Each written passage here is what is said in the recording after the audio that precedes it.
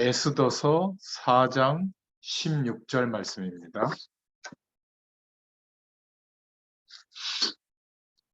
욥기서 전에 에스더서가 나오죠. 에스더서 4장 16절. 제가 갖고 있는 성경으로는 754쪽입니다. 에스더서 4장 16절입니다. 같이 봉독하겠습니다. 다윗은 가서 수산에 있는 당신은 4장 16절 같이 읽겠습니다. 당신은 가서 수산에 있는 유다인을 다 모으고 나를 위하여 금식하되 밤낮 3일을 먹지도 말고 마시지도 마소서. 나도 나의 시녀와 더불어 이렇게 금식한 후에 규례를 어기고 왕에게 나아가리니 죽으면 죽으리이다 하니라. 아멘. 오늘 에스더서 전체의 제목은 하나님의 계획을 알고 찾는 기도라는 제목입니다. 이 에스더서의 그 개요 부분을 따로 준비하지 않은 것은 포로로 가 있다가 바벨론 포로로 끌려갔다가 1차 귀환을 할 때 스룹바벨이 이렇게 책임자가 돼서 포로로 끌려갔던 이스라엘 백성들을 데리고 와서 성전을 재건하는 일을 하죠. 그리고 2차 포로 귀환 때는 에스라가 포로 귀환을 담당해서 이렇게 민족들을 끌고 와서 어떤 영적인 개혁 이런 것들을 추진합니다. 그리고 3차 포로 귀환 때는 지난번에 봤던 느헤미야가 총독으로 와서 성벽을 재건하면서 하나님의 축복과 언약적인 예배가 회복되어지도록 하는 일에 모든 사회적 개혁을 완성하죠. 그런 역사적 배경이 같은 시대에 있었고요.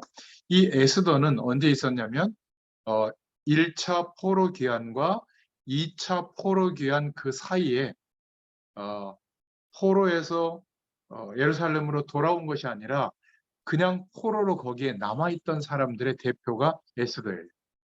그러니까 남은 자죠, 남은 자. 그 포로 현장에서 처음에는 바벨론으로 끌려갔지만 이제 바벨론이 페르시아 제국, 바사와 메데 이 제국이 연합해서 이제 바벨론을 정복했는데, 그래서 페르시아 제국이 되는데 거기에 네 번째 왕 아하수에로 왕의 왕비가 됩니다. 그런 인물이 에스더죠.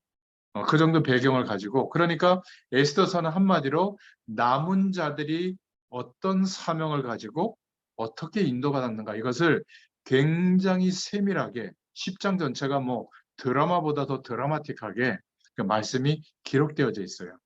그렇게 보시면 되겠습니다. 자, 먼저 서론으로, 그렇다면 성경 속에 무엇을 가장 중요하게 하나님은 우리에게 말씀하고 있는가, 그 배경을 좀 우리가 알아야 되는데, 성경의 배경이 말하고 있는 것 중에 제일 중요한 첫 번째가 뭐냐면, 이 사바느 세력이 복음 가진 민족, 그리고 복음 가진 사람들을 죽이려고 하는 거예요. 왜냐하면 복음이 땅끝까지 증거되어지면 자신의 활동이 끝나거든요. 영원한 지옥에 갇히게 되잖아요. 그러니까 세상과 여러 가지 죄의 권세와 또 여러 가지 영적인 세력들, 이런 세력들의 모든 활동들을 종합해서 결국 하는 일은 뭐냐면 복음 가진 민족과 복음 가진 사람들을 죽이려고 하는 겁니다. 그러니까 그것을 성경이 보여주고 있는 거예요. 그럴 때마다 하나님께서는 하나님의 약속을 붙잡은 소수를 통해서 그 시대에 복음이 회복되어지도록, 그리고 복음 가진 민족과 사람들이 방향을 깨닫게 되도록 하나님께서 역사해 주시죠.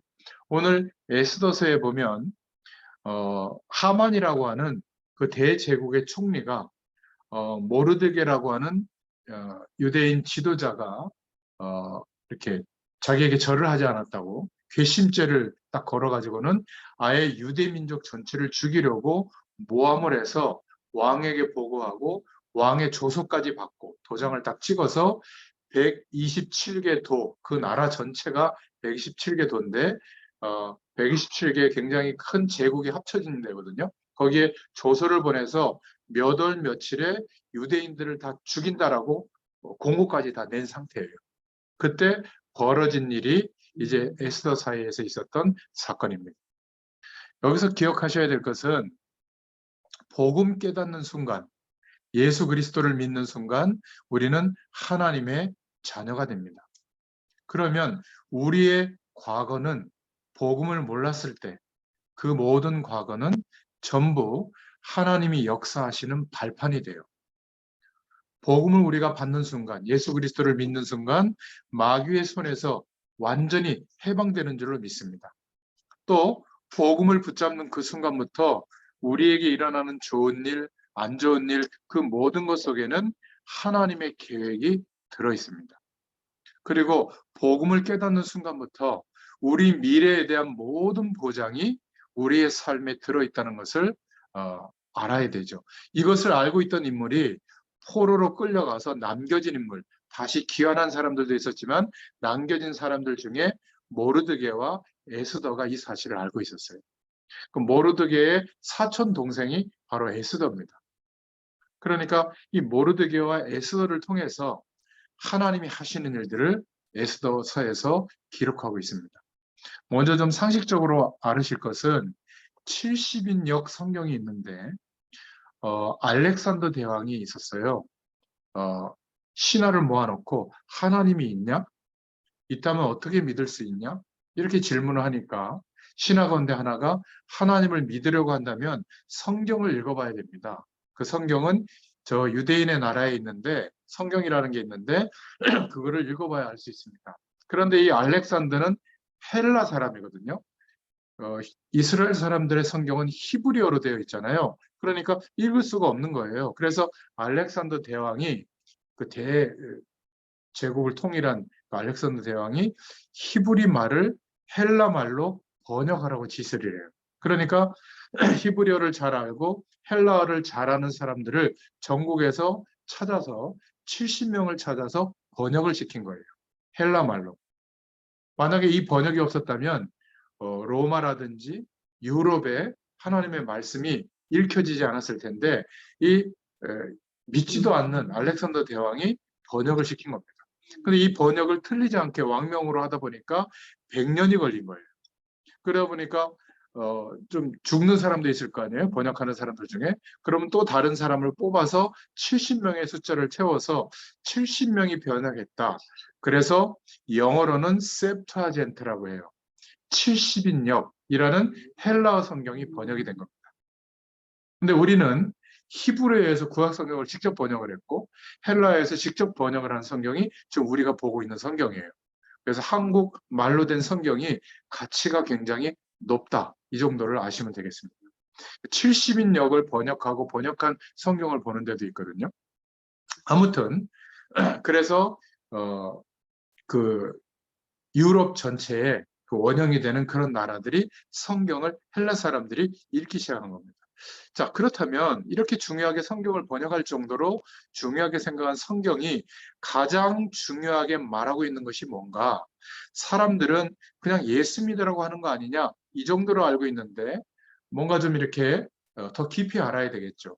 인간이 하나님의 형상대로 지음받고 하나님의 약속 안에서 선악과 약속을 지키면서 하나님의 모든 것을 누리며 행복하게 살 때 그때 눈에 안 보이는 흑암 세력의 조직이 하늘에서 추방된 겁니다. 공중에서 하늘에서 공중으로 추방되었다. 성경은 그렇게 말하고 있는데 천사장이었던 신분, 그러니까 찬양을 담당했고 비파와 수금을 탔고 그리고 하나님 앞에 빛된 존재였는데 루시엘이라고 하는 존재였는데 하나님 앞에 대항하는 존재가 됐다. 타락해서 하나님께 대항하다가 그래서 루시퍼라는 단어로 번역을 했죠. 이 70인역에는 나와요. 근데 아무튼 이 하나님 앞에 빛된 존재였던 천사장의 신분이 이제는 마귀가 된 겁니다. 영적으로는 힘을 나타낼 때는 데블, 마귀라고 쓰고 존재를 나타낼 때는 그냥 사단이라고 표현해요. 같은 존재입니다. 그러니까 이 마귀를 도와서 역사했던 천사들 중에 3분의 1도 함께 공중으로 떨어지게 된 거죠. 영원히 하나님과 함께 할 수 없는 상태가 된 겁니다. 그러니까 이 사단의 세력이 속이게 된 거예요. 에스겔서 28장, 계시록 12장에 보면 하늘에서 천사가 타락했다 이렇게 말씀하고 있잖아요. 계시록 28장에 보면 찬양을 담당했던 천사였다. 그래서 음악하는 사람들, 찬양하는 사람들, 이런 사람들이 복음을 못 깨달으면 영적인 문제가 심각하게 오는 이유가 거기에 있는 겁니다. 왜냐하면 사단이 담당했던 그 무기, 그 내용을 가지고 더 역사하거든요. 지금 전쟁을 일으킬 때도 군가를 만들어서 더 막 전쟁을 하게 하고, 타락을 부추기는 음악을 틀면 더 타락이 배가가 되고, 음악은 굉장한 힘이 있습니다. 그리고 모든 종교에서는 음악을 다 활용하잖아요. 그러니까 사단의 권세 아래 하나님을 떠나서 완전히 사망 권세 아래 놓여 있는 인간을 건져내시려고 하다 보니까 인간의 노력으로는 해결이 안 되거든요. 하나님을 떠난 문제가 영적인 문제이기 때문에. 그래서 하나님이 이 문제를 해결하시려고 그리스도를 보내시겠다고 한 거예요.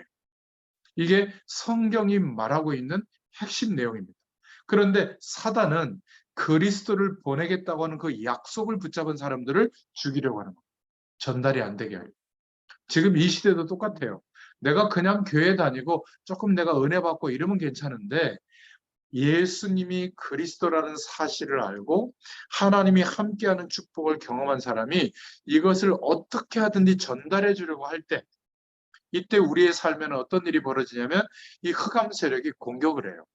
속여요. 그래서 하나님의 성령이 우리와 함께 하시겠다고 약속한 겁니다. 예수님의 이름으로 기도하면 성령의 역사하신 은혜가 임하니까 어떤 저주의 세력이 공격하고 속여도 상관없는 인생을 살게 되거든요. 그런데 하나님 함께하는 이 능력이 없으면 어떻게 되죠? 하나님의 자녀라도 속게 되고 시달리게 되고 하나님 없는 인생관을 가지고 이 일생을 거기에 몰두하다가 많은 것을 얻고 행복해진 것 같은데 어떻게 됩니까?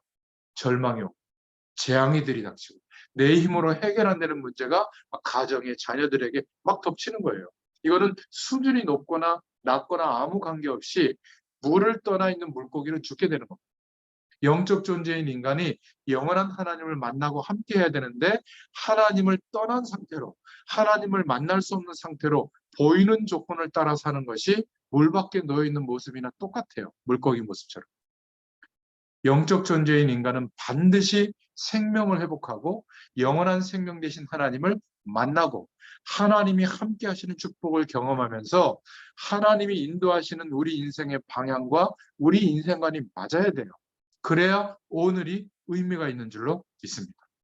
사단의 권세 아래 운명처럼 빠져있는 인간을 죄의 권세 아래서 해방시켜야 되니까 그리스도를 보내겠다고 약속한 겁니다. 근데 개념이 아니라 정말 말씀이 육신이 되어 우리와 같은 인간의 모습으로 인간으로 오시는 그리스도거든요. 어딘가는 보내야 되잖아요. 그래서 지구의 중간쯤 되는 이스라엘 나라, 그것도 나라가 형성되기 전부터 가나안 땅을 지정을 한 거예요. 여기에 메시아를 보내겠다. 그러니까 너희가 거기에 가서 정착해서 살아라. 정복하고 살아라. 가나안 땅을 정복하고 국가를 이루고 민족을 이루는데 부흥된 길은 딱 한 가지예요. 오실 메시아의 약속을 붙잡고 거기에서 사는 것. 그리고 어떤 강대국인지 주변을 향하여 메시아의 약속이 아니면 못 산다고 하는 소식을, 복음의 소식을 전달해 주라는 거예요. 그런데 저희가 지금 사무엘 상하부터 약간 쭉 역사서를 봤잖아요.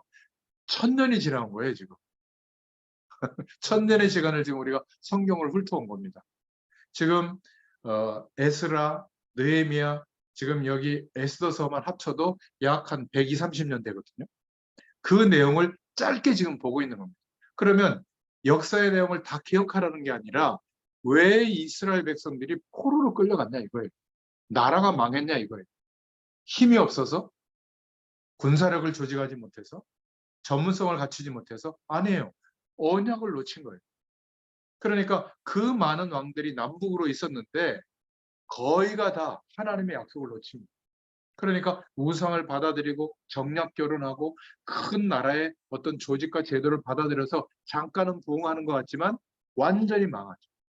북쪽은 아수르 제국에 망하고 전 나라의 노예로 막 세계에 그냥 팔아버리고 남자들을. 그리고 다른 노예들을 끌고 들어와서 북이스라엘은 혼혈을 해버렸어요.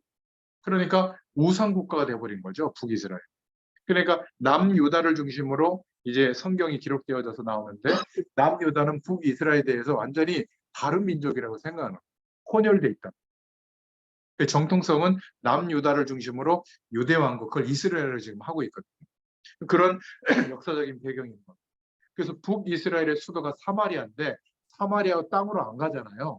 예수님 시대에 보면 아예 빙 돌아갑니다. 하루 이틀 더 걸리더라도. 그 정도로 율법적으로 막 이렇게 금하는 그런 혼혈 정책을 하고 기환에서 포로들이 돌아와 보니까 완전히 우상국가가 돼 있는, 그거를 110년 동안 바로잡는 내용이 이제 에스라, 느헤미야, 그리고 아예 그 강대국에 남겨져서 포로로 남겨져서 거기에 살던 사람들에게 하나님이 남은 자의 사명을 깨닫게 하시는 것이 뭐냐면 바로 에스더서. 그러니까 우리도 마찬가지예요. 우리는 세상 가운데 똑같이 살아가지만 하나님이 이 세상에 동화되지 않도록 우리를 복음 가진 자로 하나님의 약속을 붙잡고 살아가는 이유가 회복되도록 하나님이 역사해 주신 겁니다. 그러니까 우리도 똑같이 에스더서를 그런 마음으로 보시면, 묵상하고 읽어보시면 하나님의 음성, 남은 자의 사명이 깨달아지게 될 줄로 믿습니다. 그런데 안타까운 것은 이 유대인들이, 이스라엘이 착각한 거예요. 그리스도는 모든 인류를 구원하기 위한 그리스도로 보내겠다고 했는데 우리 민족만의 메시아라고 생각하고 우리의 신이고 그래서 우리만 하나님이 택한 선민이다. 이렇게 잘못 깨달은 거죠. 그러니까 사단은 항상 정치인들을 동원해서 하나님의 약속, 그리스도의 축복이 전달될까 봐 모든 남자들을 막 다 죽이라고 하는 거예요. 애국시대. 바로 왕의 생각 속에 두려움을 넣어가지고 저 히브리 노예들 중에 남자애들 태어나면 다 죽이게 한 겁니다. 그때나 지금이나 똑같거든요. 에스더의 배경이나. 약 1000년의 세월이 흘렀는데 이스라엘 민족이 또 포로가 된 겁니다. 그런데 바벨론의 하만이라고 하는 총리가 괘씸죄, 모르드게가 자기에게 절을 하지 않는다고. 근데 모르드게는 절을 하지 않는 이유가 있었어요. 왜냐하면 하나님의 약속을 붙잡고 있었지만 유대 배경 속에 있었잖아요. 이 유대인들은 어릴 때부터 어떤 정신을 심었냐면 선민의식을 심은 겁니다. 다른 민족은 개와 돼지하고 똑같다. 우리만 하나님이 택한 민족이다. 그런데 절할 수 있겠어요? 지금도 독실한 유대교 교인은 공항에서 줄 같이 안 서요. 옆에 따로 섭니다.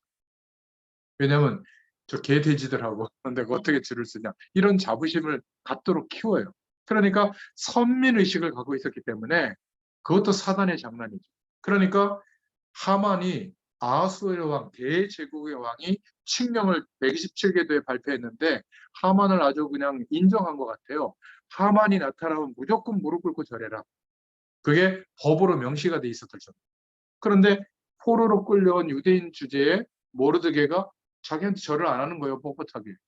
그러니까 괘씸한 거거든요. 그러니까 아예 저 유대 민족 전체, 포로로 끌려온 남겨진 사람들을 다 죽일 계획을 세우고 돈으로 거짓 증거를 만들어서 다른 신을 섬기고 있고 다른 조직을 만들고 있다. 이렇게 왕에게 모함해가지고는 왕의 조서를 받아서 멸망시킬, 죽일 날짜까지 받아서 127개도의 유대인들을 사형시킬 것을 선포한 거예요. 그러니까 사단이 하는 짓은 똑같아요. 우리가 예수 그리스도의 축복을 알고 하나님이 함께 하시는 축복을 조금이라도 드러내려고 하면 사단은 발악하는 겁니다. 무서워서. 우리가 무서워해야 될 게 아니에요. 무서워서 발악하는 게 뭐냐면 우리가 복음의 영향을 나타내려고 하는 그 현장에 자꾸 두려움을 느낄 정도로, 거부감을 느낄 정도로 우리를 막 이렇게 부담스럽게 하거나 공격하는 모습들이 있는 거예요. 그때는 어떻게 생각하시면 되냐면 아, 내가 전도자가 맞구나.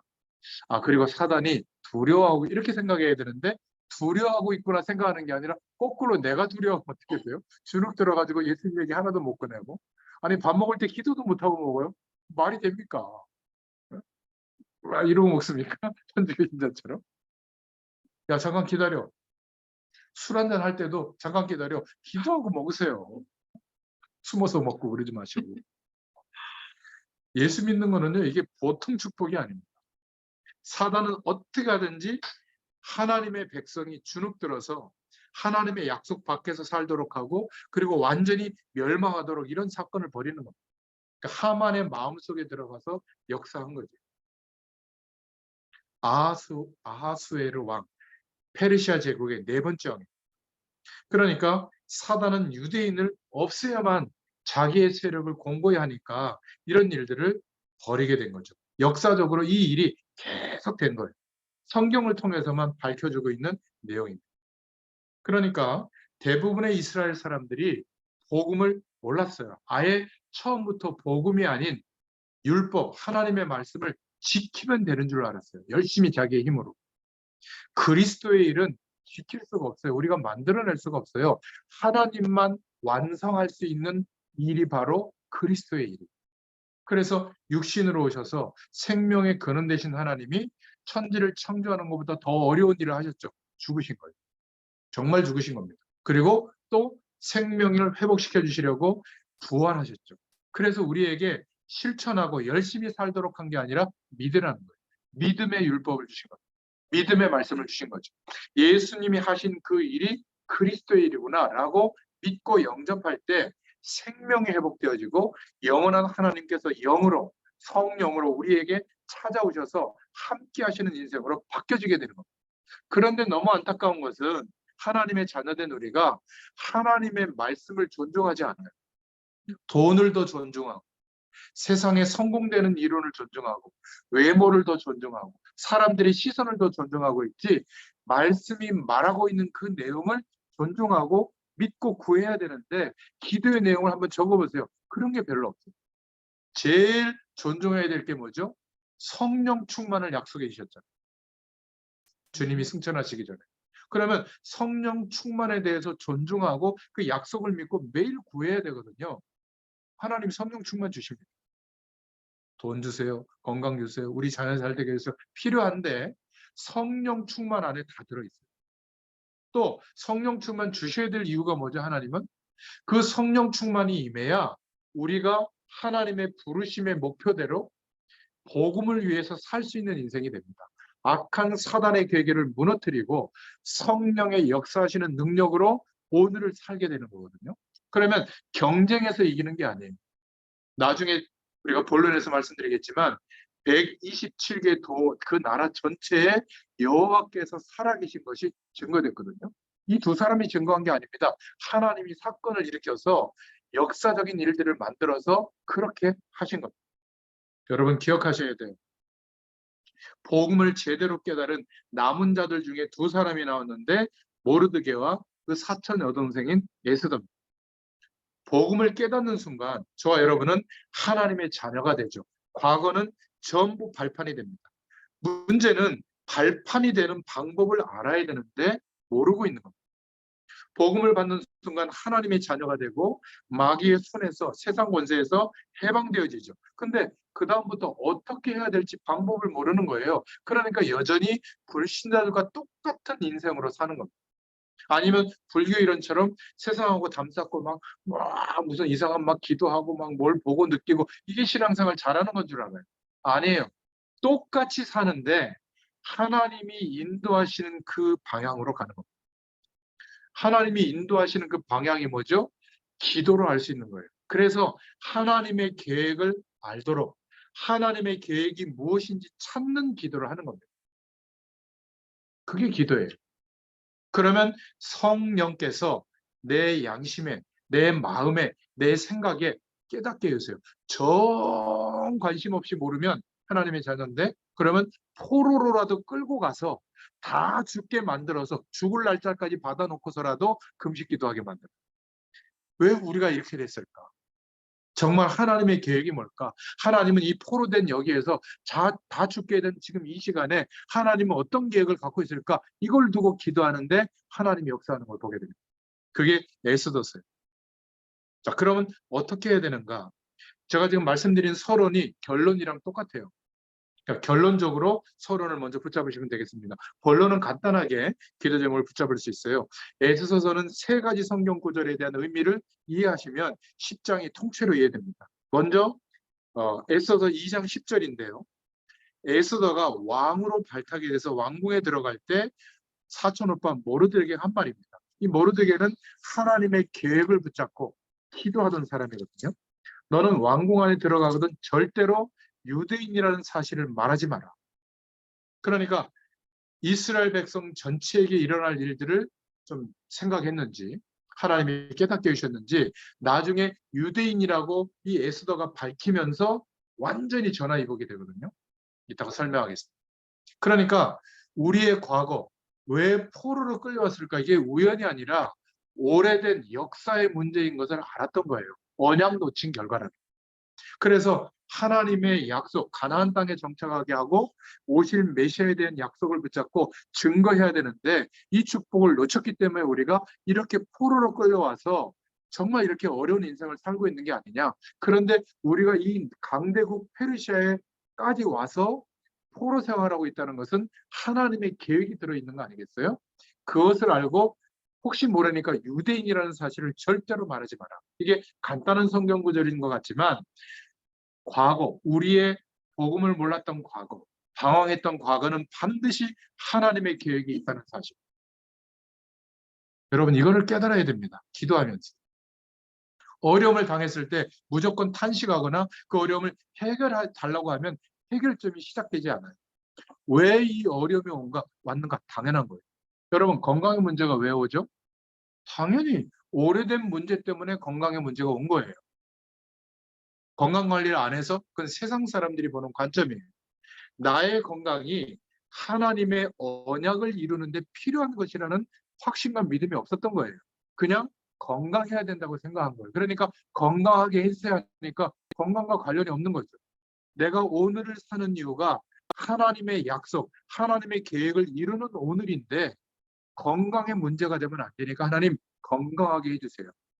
이러면요, 운동하게 하거나 건강식품을 먹거나 건강에 대한 노력을 할 때 지속할 수가 있어요. 하나님이 그렇게 힘을 주니까.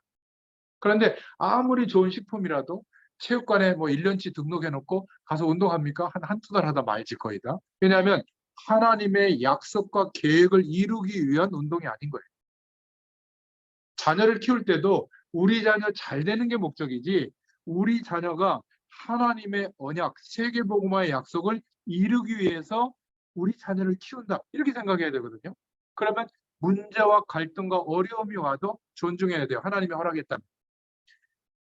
빨리 세상에는 답이 없구나 깨닫게 하는 하나님의 방법 중에 하나예요. 말씀 보고 예배만 드려서 좋은 사람이 되는 게 아닙니다. 그래가지고 세상에는 아무것도 아니구나 이렇게 결론이 나오겠어요? 세상에 좋은 게 이렇게 많은데? 안 그래요? 근데 경험해 보면 조금 고생은 많이 하지만 그래서 원상태로 돌아오는 데까지 시간이 좀 걸리지만 확실한 답이 있어요. 세상은 답이 없다. 하나님만 답이다. 훨씬 빠를 수 있습니다. 인생 전체를 놓고 볼 때. 바로 그런 부분이에요. 그러니까 이스라엘 민족이 포로가 되어 왔는데 그런 중에 에스더가 왕후가 된 거예요. 하나님의 계획이 있지 않겠습니까? 모르드게가 그 얘기를 한 거예요. 유대인이라는 사실을 말하지 마라. 저 여러분의 과거는 그냥 만들어진 게 아니라 오래된 부분이에요. 언약 밖에서 형성된 겁니다. 복음 밖에서 형성된 거예요. 그래서 합쳐진 결과가 어려움으로 온 거예요. 이렇게 깨달아야 되는 겁니다. 그런데 우리가 복음을 받고 지금 이 시간에 이 말씀을 복음의 말씀을 여러분들이 듣고 있는 거예요. 나를 세우는 굉장한 계획이 있다 그 말이에요. 남겨진 인생을 기대하시길 바랍니다. 그런 마음으로 에스더서를 읽어보세요. 여러분 지금 연세가 드셨어도요 인생 끝난 게 아닙니다. 지금까지 경험한 인생보다 오늘부터 하나님 부르신 날까지 경험하는 인생이 어마어마한 축복이 예비돼 있어요. 이게 안 믿어지면 이렇게 됩니다. 에휴 나는 이제 끝났어. 맛있는 거 먹고 어디 좋은 데 가서 좀 보고 좀 쉬고 우리 손주들 재령이나 보고 이러면 어떻게 되는지 아세요? 우울증 옵니다. 인간은요 그런 존재가 아니거든요. 나는 누구이며 무엇을 위해 어떻게 사는가가 인생의 시간이 지나서 70, 80, 90이 되면요 완성돼 가야 되거든요. 근데 그런 방향이 아직 노년의 시기가 되는 데도 없다면 그때는 방황하게 되는 거예요. 이 방황을 누구한테 쏟아냈죠? 자녀들에게, 손주에게까지. 나에게 가장 가까운 이런 분들이 어디로 옵니까? 교회에 와가지고 이제 구역이나 모임에서 막 쏟아내는 거예요. 서로 싸우고 경쟁하고 겨울철만 되면 모피 입고 나타나고 왜 나는 모피 안 사주나 그러고 뭐 어디 크루즈 타고 가는데 왜 우리는 안 보내주냐 그러고 맨날 그런 거예요. 자녀들 볶아대는 것도. 여러분 그러면요 설 자리가 없습니다. 젊은 세대도 마찬가지예요. 열심히 일하는 목적이 하나님의 말씀 안에서 하나님이 말씀하시는 방향 때문에 오늘이 있다면 작은 일인데 세계복음화의 축복이 나타나요. 오늘 그 내용이 에스더서. 두 번째로 성경 구절 에스더서 4장 16절인데 구원받은 자에게는 모든 현실 속에 하나님의 계획이 들어있는 겁니다. 그런데 어떤 일이 벌어졌죠? 다 죽게 된 거예요. 모르드게가 내시인 유대인을 통해서 에스더 왕비에게 알려줍니다. 그 소식을 듣고 에스더가 결단을 내리죠. 왕 앞에 왕이 부르지 않으면 못 가거든요. 어마어마한 대제국의 왕이기 때문에 반역자들이 항상 있잖아요. 그래서 왕비들도 순서가 있어요. 왕이 신하들이 선택한 날에 그날만 왕을 만날 수가 있는 겁니다. 그리고 음식도 정해진 신하만 음식을 갖고 가거든요. 그러니까 계획 없이 그냥 가면 바로 즉결 처분되어 죽습니다. 그러니까 왕 앞에 가서 유대인들의 처한 현실을 얘기하라는 거예요. 모르드게가. 근데 에스더가 결단한 겁니다. 그 내용이 에스더서 4장 16절이에요. 그렇게 돼서 죽으면 죽겠다는 거예요. 죽으면 죽으리. 들어보셨죠? 이 고백. 대신에 부탁할 게 있다. 나도 시녀와 같이 3일 금식기도 할 테니 당신들도 모르드게 당신과 전 백성이 이스라엘 백성이 나를 위해서 하나님의 계획을 알고 하나님의 계획을 찾기 위해서 우리가 왜 이렇게 죽게 되는 상황까지 왔을까? 그 금식하면서 기도해라. 하나님의 계획을 찾는 기도인 겁니다. 지금 일어나는 우리 인생의 모든 일에는 하나님의 계획이 있어요. 절대 우연이 아닙니다. 에스더는 그것을 알고 하나님의 계획을 찾고 알기 위해서 기도한 거예요. 금식하면서. 그냥 바꾼 거 금식하면요 배만 고픕니다. 저도 해봤지만. 하나님의 뜻과 계획을 찾기 위해서 금식할 때 에스더서에 일어났던 역사가 우리에게도 동일하게 일어나요. 그러니까 구원받은 자는 오늘 현실 속에 하나님의 계획이 들어있는데 이것을 누리는 방법을 모르고 있는 겁니다. 그게 바로 오늘 속에 문제 속에 어려움 속에 들어있는 하나님의 계획을 찾는 기도. 하나님을 향하여 기도해 보세요. 하나님 알게 하십니다. 그래서 틀림없이 죽게 되는데도 죽으면 죽으리. 모르드게가 막 협박하는 장면도 나와요. 너 이런 얘기 왕에게 전달하지 않으면 하나님께서 우리는 구원하는데 너와 너의 아비 집은 멸망하게 될 것이다. 막 이렇게 그러면서 빨리 살려달라고 하는 장면도 나오고요. 그래서 왕에게 나아갑니다. 그러면 큰일 나잖아요. 근데 하만이라고 하는 총리가 몰랐던 사실이 있어요. 원래 이 아하수에로 왕이 에스더를 너무나 아끼고 사랑했나 봐요. 이뻤던지. 그러니까 뿅 가서 원래 순서대로 불러야 되기 때문에 한참 기다려야 되는데 갑자기 나타난 거예요. 그러니까 왕의 금호를 들고 막 번쩍 일어나서 막 기뻐한 겁니다. 근데 그냥 오지 않잖아요. 뭔가 이유가 있지 않겠냐. 왕이니까 생각할 수 있잖아요. 그래서 이제 신하들 앞에서 물어본 겁니다. 무슨 일 때문에 왔냐? 뭐 부탁이 있냐? 내 재산의 절반이라도 주고 이 나라의 절반이라도 너한테 주겠다. 한번 말해봐라. 이런 얘기 하는 거예요. 그냥 말해봐라 이 정도가 아니라. 그러니까 신하들이 깜짝 놀라잖아요. 근데 이 에스더는 우리 같으면 금방 막 모함한 거 얘기할 텐데 저희 집에 잔치를 좀 벌이는데 왕이시여 좀 오실 수 있습니까? 접대를 하고 싶습니다. 그럼 내가 가겠다.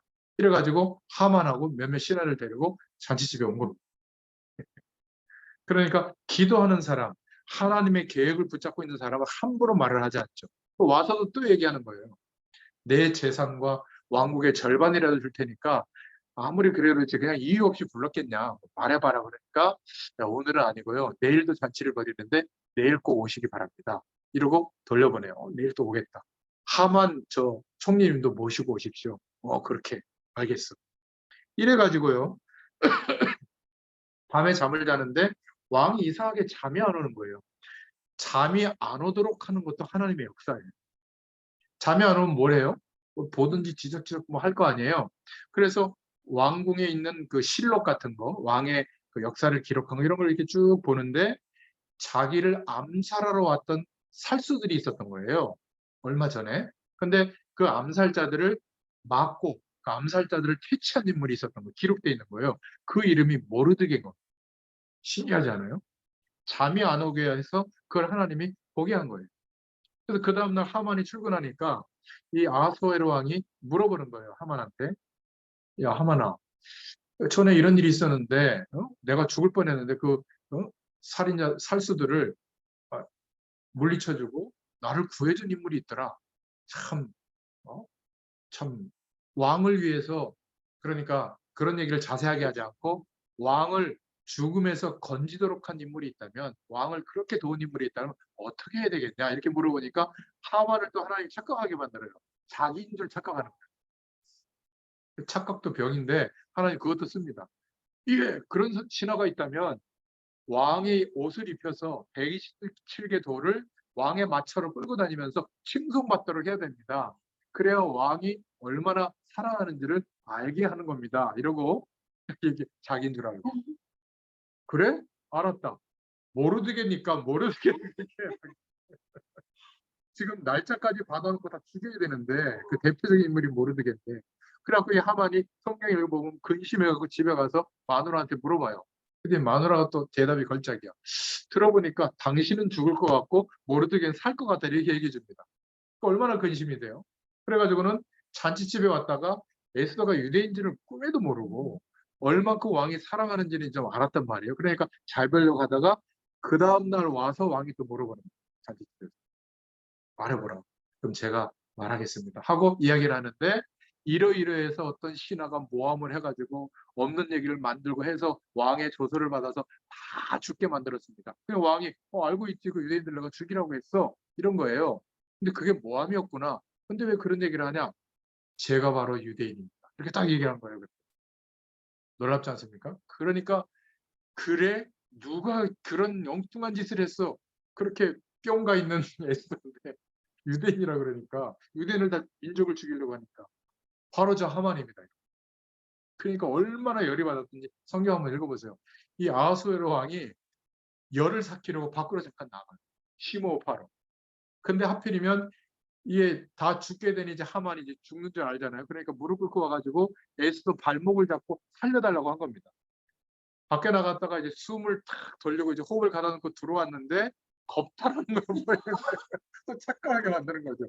아니 저것이 내 왕비에 손을 대? 이래가지고 완전히 모르드게를 죽이려고 만들어 놓은 사형틀에 하만이 죽게 되고요. 그 일로 이 유대인을 완전히 멸하라고 상소하고 그 했던 7만 명이 죽어요.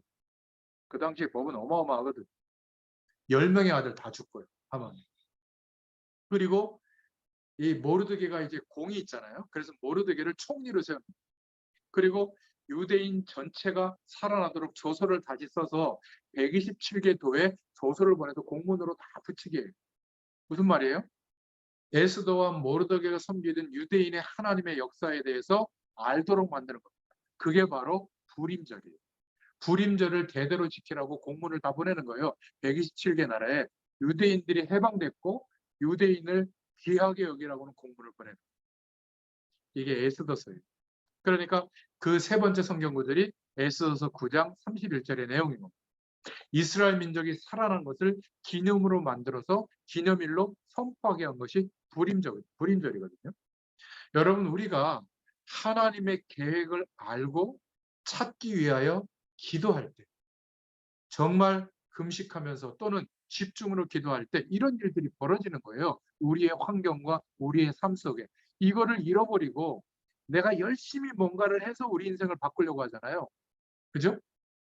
말씀 특별하게 붙잡고 예배 어떻게 특별하게 잘 드리고 헌금을 어떻게 특별하게 해서 교회 일을 어떻게 좀 전도 좀 하고 좀 해가지고 하나님의 복을 좀 얻어서 살려고 하는 게 아니라 하나님은 언제든지 우리 인생 전체를 구원받은 그날부터 하나님의 계획대로 계획하신 대로 인도하고 계십니다.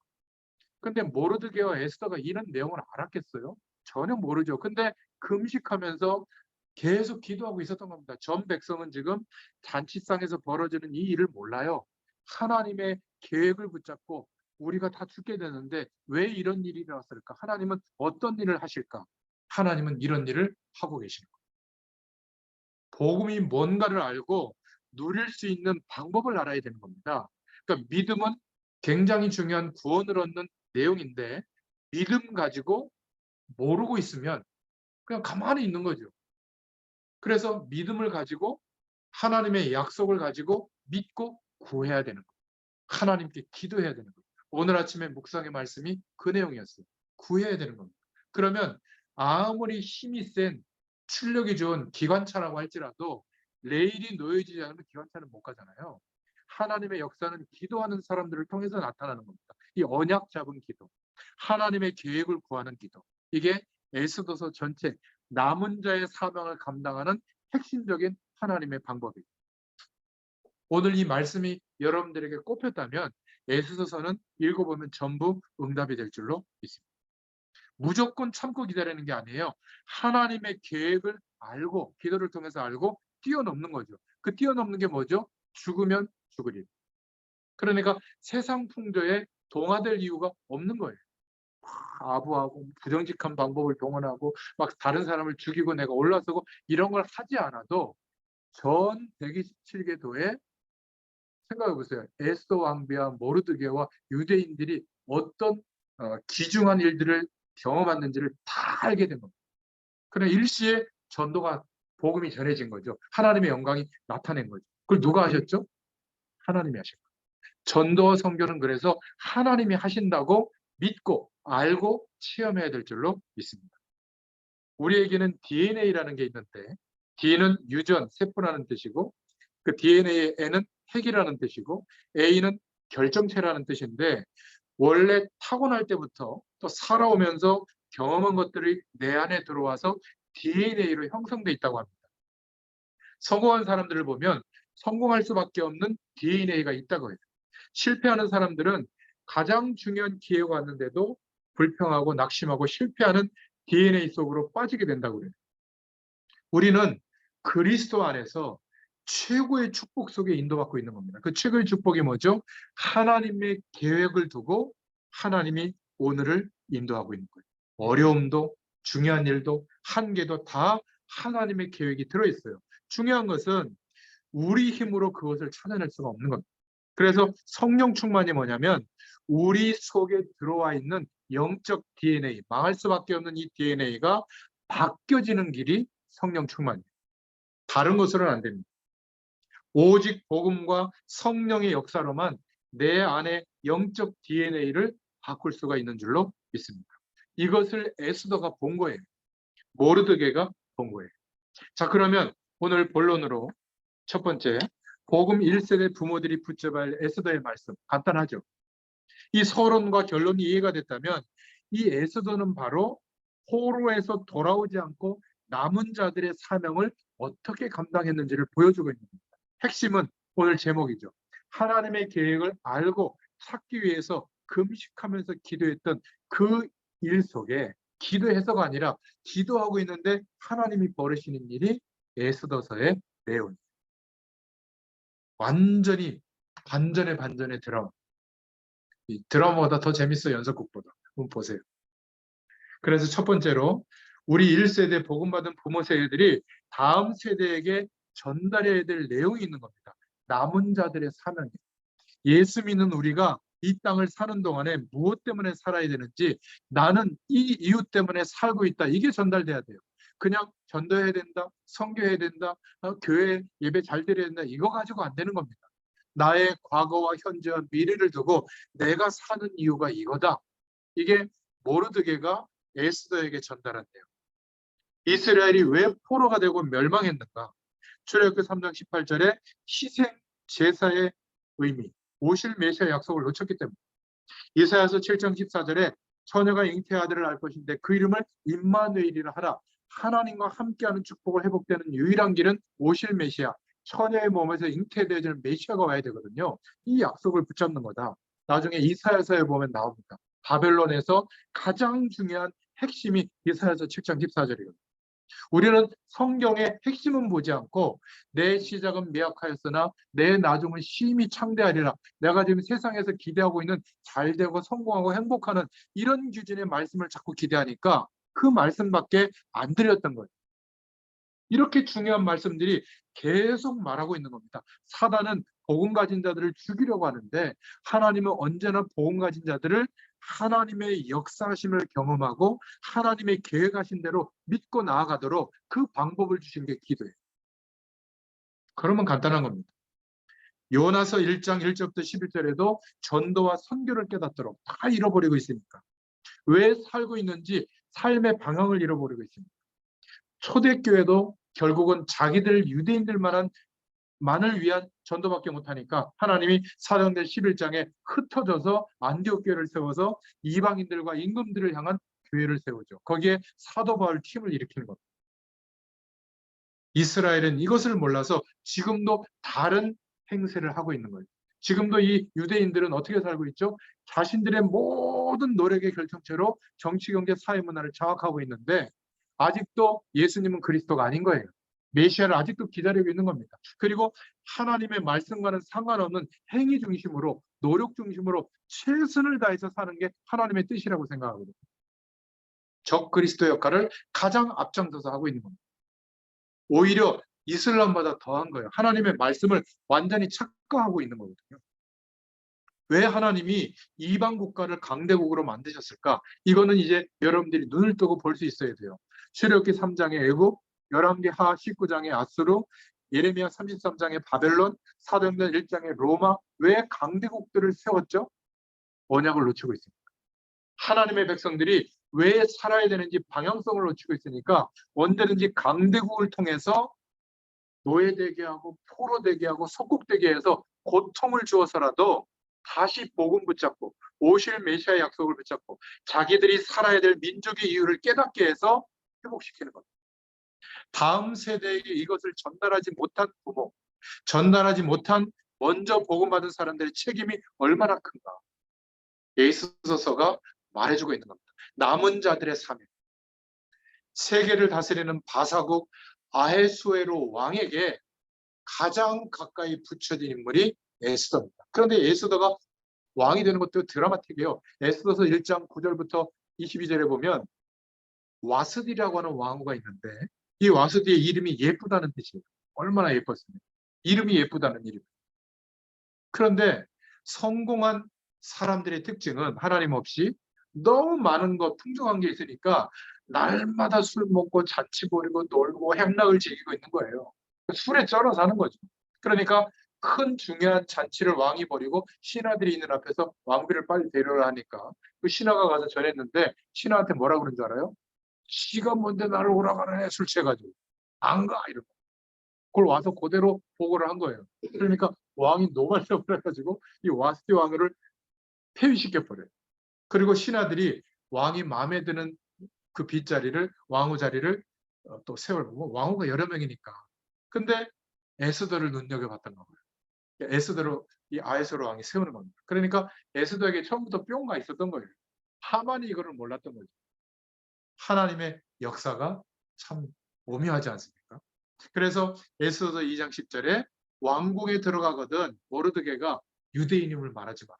이게 왜 우리가 포로로 끌려왔고 너는 왜 왕후가 돼야 되는지 하나님의 계획을 어렴풋하게 붙잡고 얘기해주는 그 중요한 메시지예요. 유대인임을 말하지 마라. 나중에 미리 알았더라면 이런 전화위복의 역사가 안 일어나는데 결정적 순간에 자기의 신분을 밝히잖아요. 하나님의 역사죠. 두 번째, 복음 1세대가 붙잡아야 될 에스더서. 하나님은 그러면 왜 하만의 음모를 막지 않으셨을까?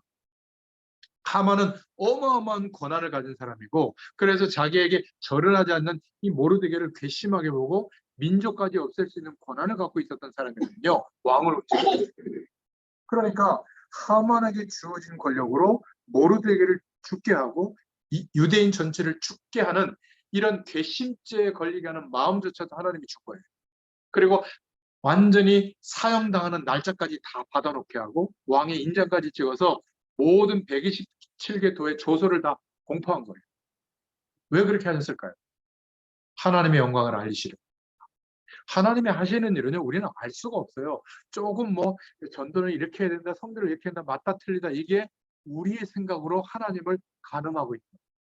하나님이 우리의 생각 안에 들어올 수가 있어요? 그건 창조주가 아니죠. 하나님의 계획을 알고 계획을 찾기 위해서 금식하면서 밖에서 기다리고 있는데, 기도하고 있는데 이런 일들이 벌어지고 있는 거예요.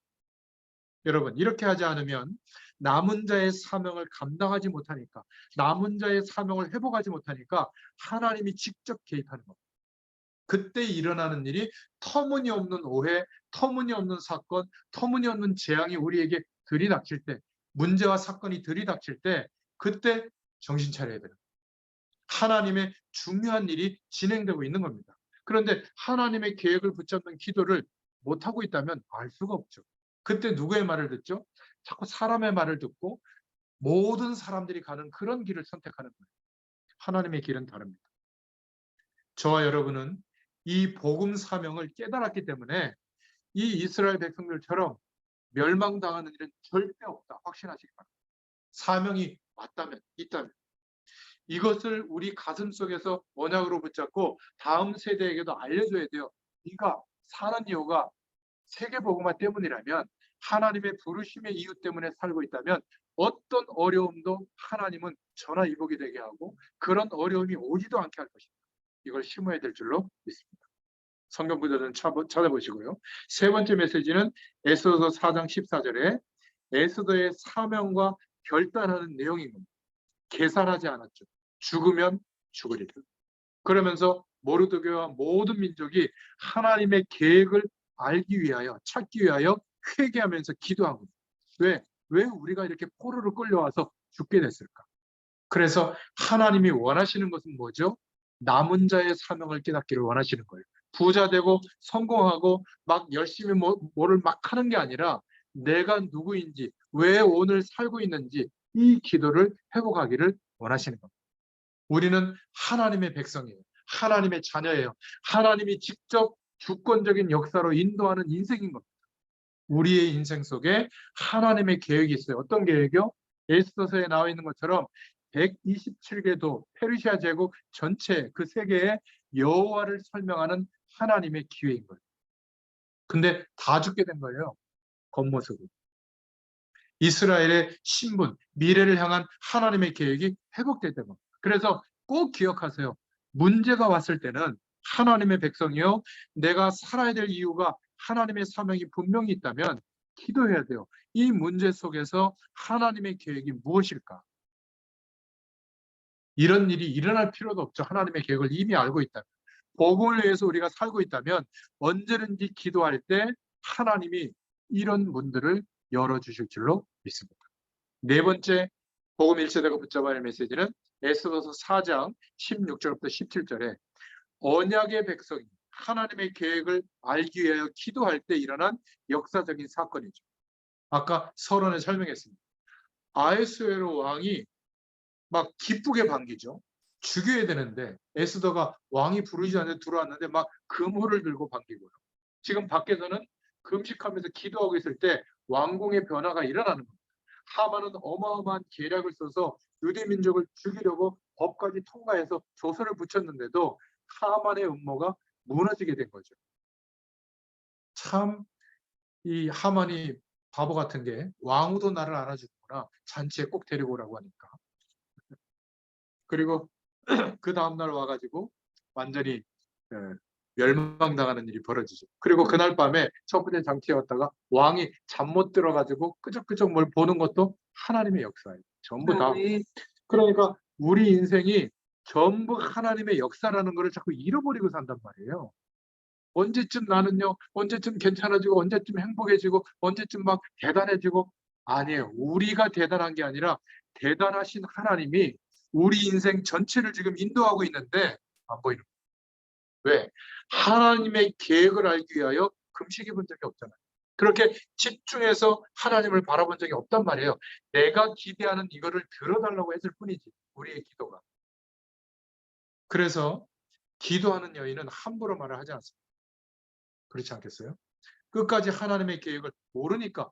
에스더가 몰랐어요, 이런 일이 벌어질지. 그리고 마지막에 죽으면 죽는다고 생각하고 자기가 유대인인 것을 밝힌 겁니다.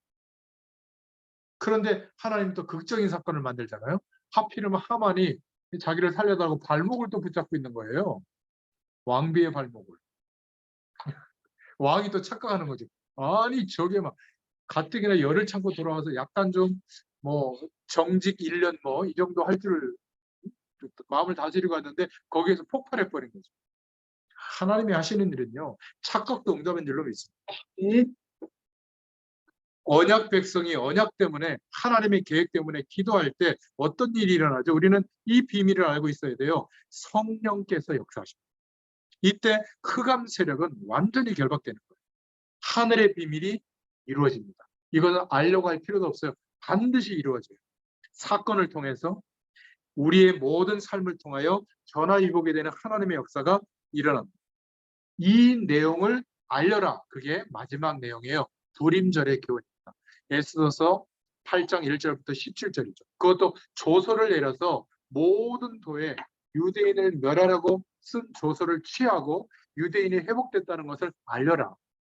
이스라엘의 영광이 회복되는 바로 이 내용이죠. 그리고 에스더서 8장 15절부터 17절에 모르드게는 총리가 됩니다. 그리고 대적들은 다 몰살당합니다. 이 일을 기록에 남기고 모든 유대인에게 15일을 그 날을 지키라고 명하고요. 그리고 127도의 불임들을 정하여 지키게 한 겁니다. 결론이 뭡니까? 하나님은 자기의 영광을 모자란 이스라엘 백성들 때문에 빼앗기지 않는다 그 말이에요. 우리가 부족해도 하나님은 여전히 세계복음화를 하시는데 누구를 통해서 하시죠? 하나님의 백성이 하나님의 계획을 알기 위하여 기도하는 그 시간에 하나님은 역사하십니다. 이 은혜가 누려지는 축복이 있기를 축원드립니다. 그래서 에스더서를 묵상하시면서 여러분 인생이 전환되어지는 은혜가 있기를 축원드립니다. 기도하겠습니다. 하나님 감사합니다. 오늘도 에스더의 말씀을 통하여 우리에게 응답해 주심을 감사합니다. 우리가 어떤 형편에 있든지 하나님의 계획을 알고 찾을 수 있도록 하나님께 전심으로 기도할 때 하나님께서는 하나님의 일을 언약하신 대로 이루실 줄로 믿습니다. 이 축복이 우리에게 체험되고 누려지도록 역사하여 주시옵소서. 예수님의 이름으로 감사하며 기도드렸습니다. 아멘. 감사합니다. 감사합니다. 수고하셨습니다.